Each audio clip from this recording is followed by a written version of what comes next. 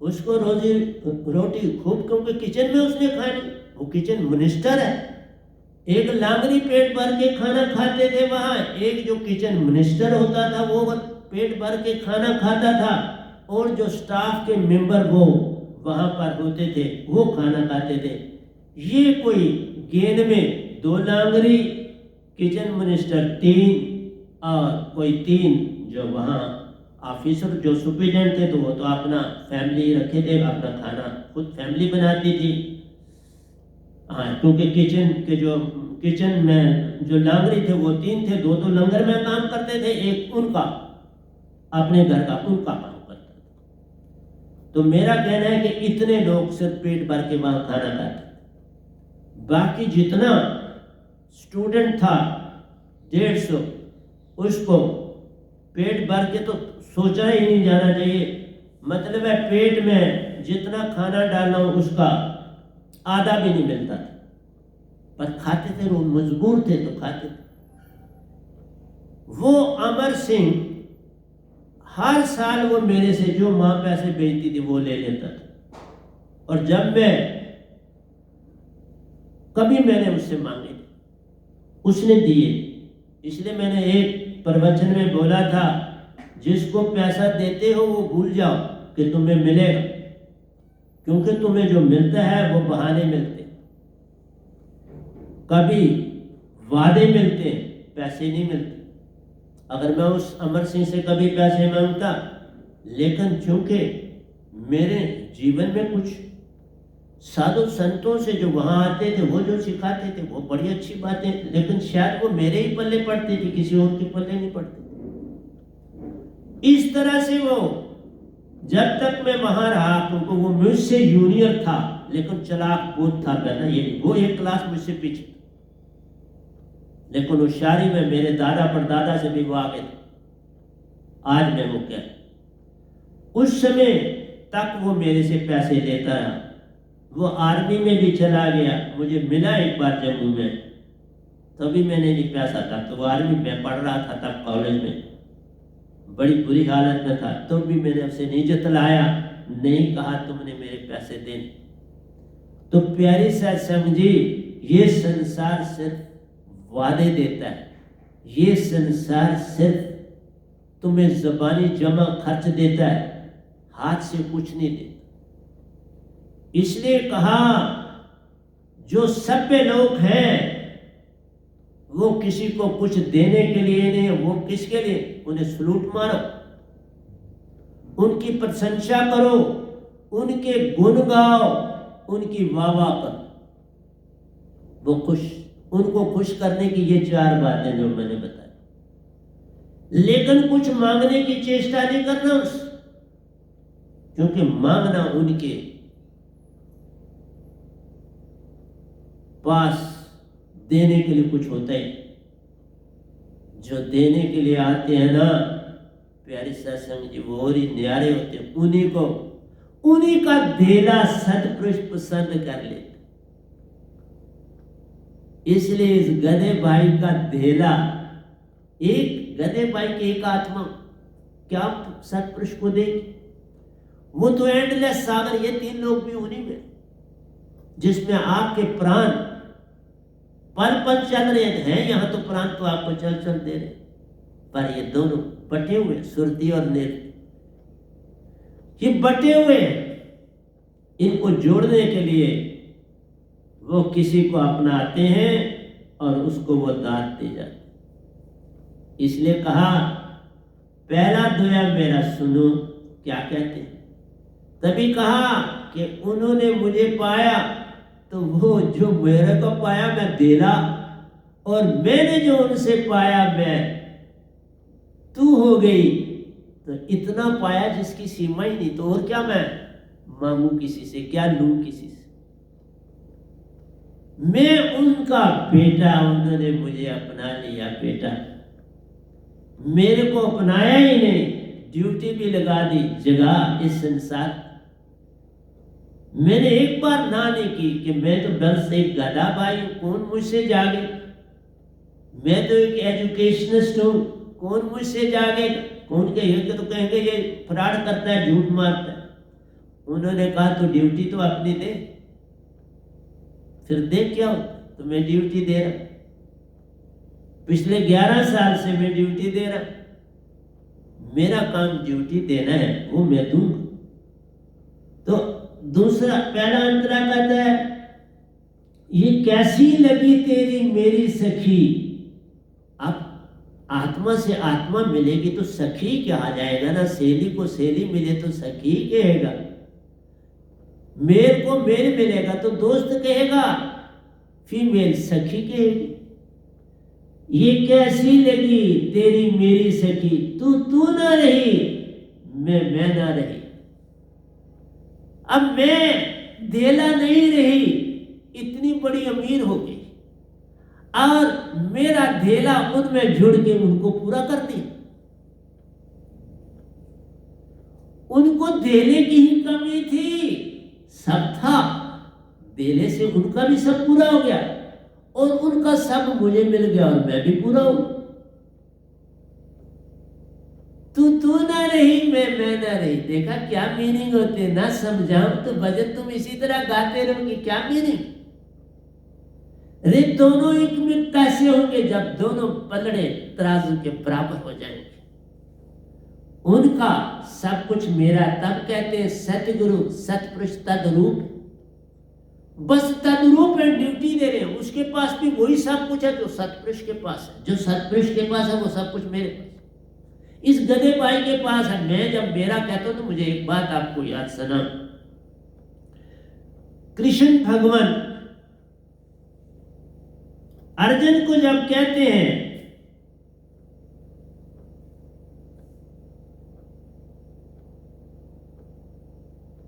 कि तू अपना सब कुछ मुझे अर्पित कर दे, तुम अपना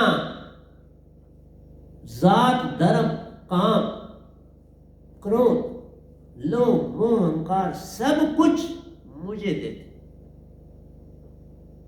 सब कुछ मुझे अर्पित कर दे, कुछ मूल चूल न रख। तो कृष्ण भगवान ने जब ये कहा तो ये समझना चाहिए कि कृष्ण भगवान आत्मिक नहीं थे। मूल चूल ये चीजें तो वही मांगेगा जो मन का है, ये सब चीजें मन की हैं।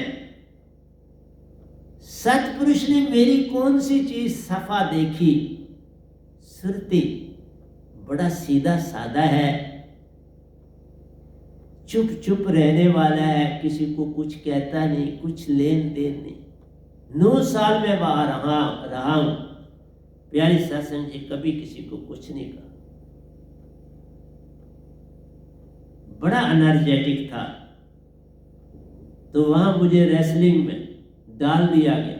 देखा ना, मैंने कहा ना बादशाह लोग क्या करते थे कि जो वहां का तगड़ा होता था, होशियार होता था, उसको 3 बार दिन में रेसलिंग करवाते थे। मुझे भी इसलिए चुना गया।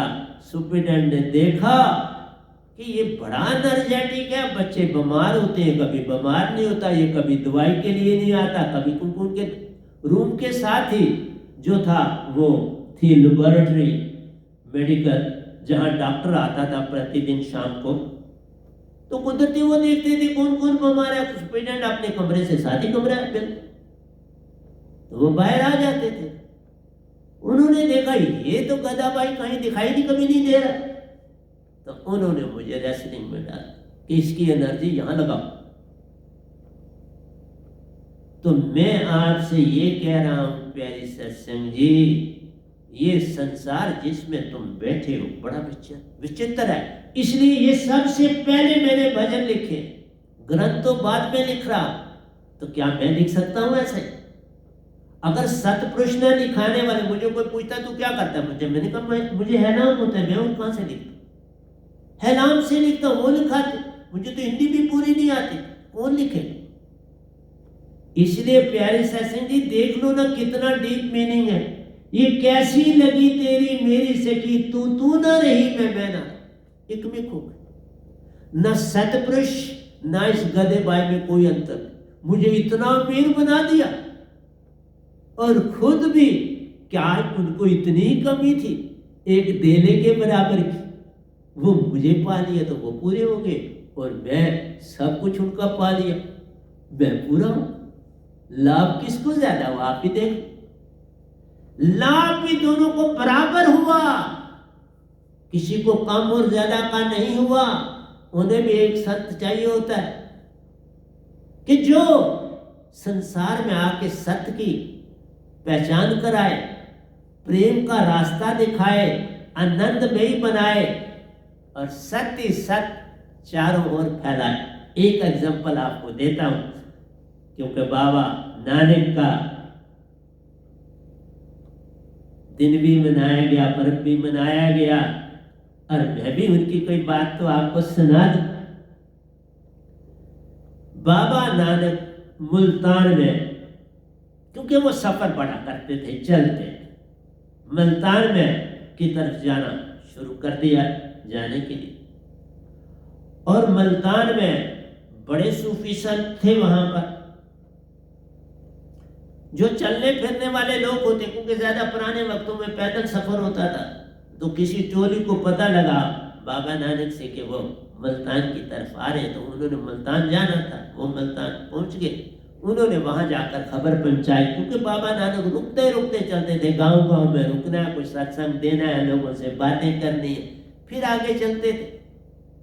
तो उन्होंने सारे खबर फैला दी कि मुल्तान में जो बाबा नानक है वो आ रहे हैं।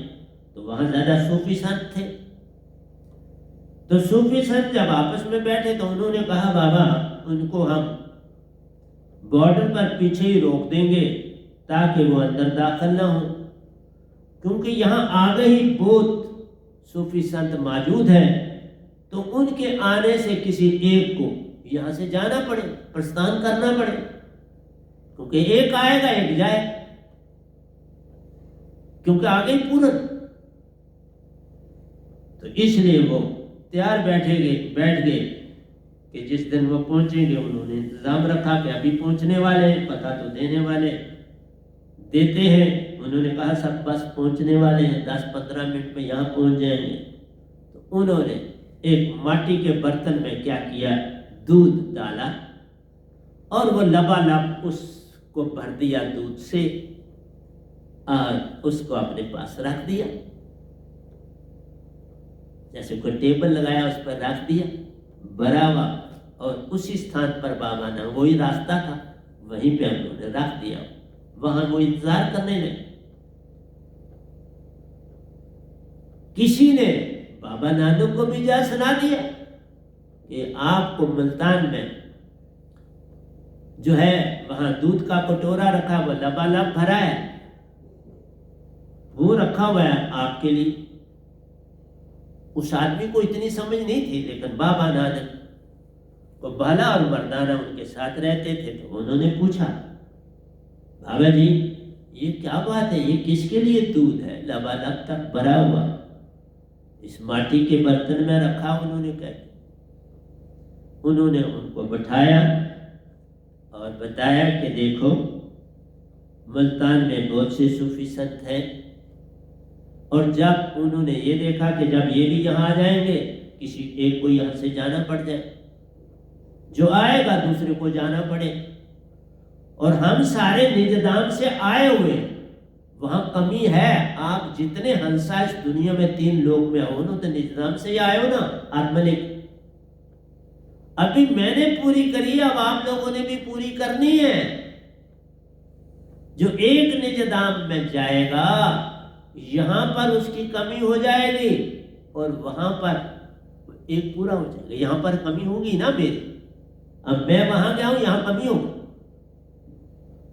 तो प्यारी सत्संग जी, बाबा नानक ने उन्हें कहा कि देखो हम ऐसा तरीका करेंगे जिससे वहां पर कोई किसी को जाने की आवश्यकता नहीं पड़ेगी। तो चलो चलते चल पड़े, बाला मर्दाना कहने लगे देखते हैं बाबा क्या करते। जब वहां पहुंचे तो मैंने आपको कहा कि हर चीज का इंतजाम, अगर तुम सच्चे हो तो हर चीज का इंतजाम हुआ होता है। वहां जहां कटोरा रखा था माटी का दूध से लबालब भरा हुआ, वहां 7 चमेली के फूल भी खिले हुए। बाबा नानक ने देखा चमेली के फूल हैं, साथ ही खिले हैं और उन्हीं का सहारा, क्योंकि काफी बड़ा हो गया था वो, उसकी टहनियां फैली हुई थी, दरख्त का भी उसने बड़ा सहारा लिया हुआ था, छोटे से दरख्त का। तो बाबा नानक ने क्या काम किया, वहां से चमेली के फूल कुछ तोड़े और उस बर्तन के ऊपर रख दिए। आप सूफी संत समझ गए, क्योंकि फूल चमेली के क्या काम किया, उन्होंने खुशबू फैलाई, कोई जगह तो घेरी, वो उस दूध के ऊपर तैरने लगे और अपनी खुशबू फैलाने लगे। इसका मीनिंग था मेरे आने से कोई जाएगा नहीं, क्योंकि मैं भी यहाँ खुशबू फैलाऊंगा, मैं और कुछ नहीं करूंगा, मैंने ठहरना थोड़ा, खुशबू फैला के चला जाऊं। जैसे चमेली के फूल खिले मुरझा जाए, दरख्त भी फूल दे के अपना काम पूरा कर दे, इसी तरह बाबा जी अपना संदेश दे के, प्रेम का संदेश देना, लोगों को जगाने का संदेश देना। जैसे इस सारी दुनिया में 6 लाख गुरुआ है और ये रजिस्टर्ड है और नॉन रजिस्टर्ड भी बने, तो प्यारी सत्संग जी उसी दुनिया में ये गदाबाई भी आए। मैंने कोई जगह नहीं घेरी, कुछ नहीं किया, मैं तो सिर्फ खुशबू फैला, मेरा काम इतना था खुशबू फैलाने, इसके अतिरिक्त मेरा कोई काम नहीं था और कोई काम है भी। कब तक वो रखते हैं खुशबू फैलाने के लिए, तब तक रहूंगा।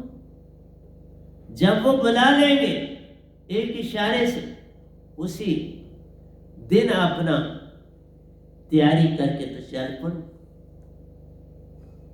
तो प्यारे सत्संग जी, दूसरी बात मैंने आपको कहा था, ये देखो, ये एक भजन में मैं अगर व्याख्या करूंगा ना तो ये 4-5 सत्संग ले लेगा, इसलिए एक ही लाइन को समझाने से समझ आ जाए तो बात बन जाती है, ना समझ आए तो मैं जितने मर्जी ग्रंथ आप मेरे पास मैंने इस समय तक ग्रंथ आपको काफी दिए, भजनों की एक छोटी किताब है, ये 300 भजन ये हैं, साधकों ने भी भजन लिखे हैं, वो भी किताब आपके पास है। तो प्यारी सत्संग जी, जागना हो तो एक बात से जाग जाता है, ना जागना हो तो आप जितना मर्जी करते रहो। अब जिनकी आदत है लोगों को सताना, दुखी करना, जब तक उनका सर्वनाश नहीं होता तब तक आपको खुशी नहीं मिलती। यही तो है सभ्यता, उसको सभ्य बोलोगे और क्या करो। इसलिए मैंने अपना नाम ही पहले गदाबाई रखा, सभ्यता में मुझे शामिल ही मत करो। गदाबाई कहाँ सभ्यता में शामिल हूं, कहाँ रहता है, मैं के बाद आती है हूं, मैं तुम्हारे पास है, हूं मेरे पास, वह नाम मैं वो हूं, वो निरक्षर शब्द हूं, तुम अक्षर में, तुम्हारे पास जो शब्द है वो अक्षर है, मेरे पास जो शब्द है वो निरक्षर है, मेरा तो आपसे कोई लेन देन नहीं। मैं विदेदात देता हूं, लिखी ना जाए, पढ़ी ना जाए, सुनी ना जाए, सुनाई ना जाए, वह है शब्द विदे, जीवा पर आवे नहीं निरख पर के ले। सुरती में सुरती से पाई जाती है, फिर सुरती में गाई जाती है, सुरती में ध्याई जाती है, सुरती में चेतन की जाती है। सुरती का है खेल ये सारा, बिन सुरती सब जग जूठा ले जान। सुरती के दंड से गेर मन पवन को फेर उल्टा चले, दर और अदर विच ध्यान लगावे, के कबीर सो संत निर्भय हुआ, जन्म मरण का भरम माने। इसलिए प्यारे सत्संग जी, किस किस को समझाऊं, सब जगत का। इसलिए अंधों की बात जब होती है, एक ना जागा लो जान। अंधों में कोई एक आंख वाला जब आ जाता है, तभी कोई जानने वाला भी पैदा हो जाता है। कोई ना कोई आ ही जाता है ना दीक्षा लेने के लिए। आते हैं लोग, अब आ रहे हैं आहिस्ता आहिस्ता, अपने आप आ रहे हैं। ये नहीं, मैं नहीं किसी को कह रहा, मैं खामोश बैठ गया, मैंने बढ़ा गया, अब खुद ही आ जाते हैं और मेरे से कुछ पा जाते। मैंने आपको बताया था, मतलब देने के लिए इतना है कि मैं सुबह से शाम बोलता रहूं तो खत्म नहीं होगा, लेकिन उसके लिए आपके पास कान होने चाहिए ना। आपके पास कान ही नहीं, आपके पास मुंह ही नहीं, आपके पास आंखें नहीं, कान नहीं, मुंह नहीं, आंखें नहीं, नाक तुम्हारा कभी ईड़ा चल रही है, कभी पिंगला सुषमना चलेगी तो नाक होगा, नाक ही नहीं।